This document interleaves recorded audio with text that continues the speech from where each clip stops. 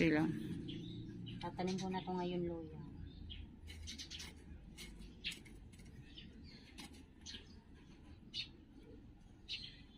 Ganyan pagtanim.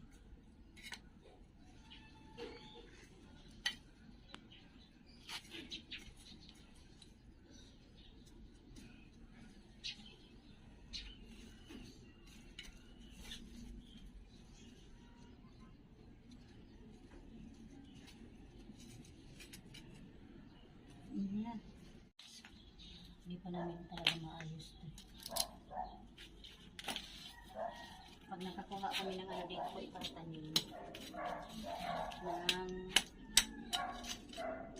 malunggay.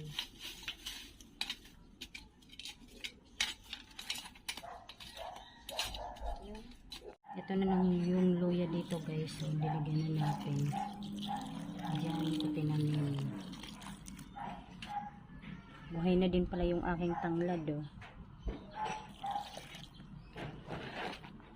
Ka ba Ate Linda?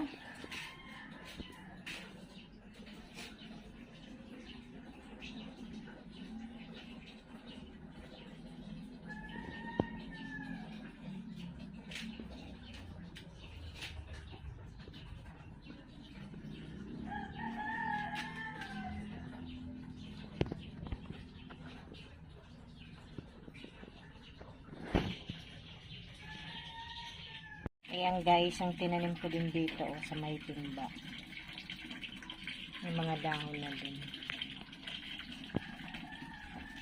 Kami na naman yung pansit-pansita ni Ate Linda.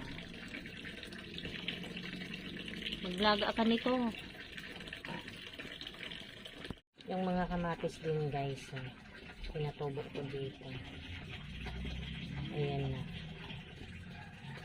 Ito pa pala yung mga pansit-pansitan mo Ate Linda. Ang dami.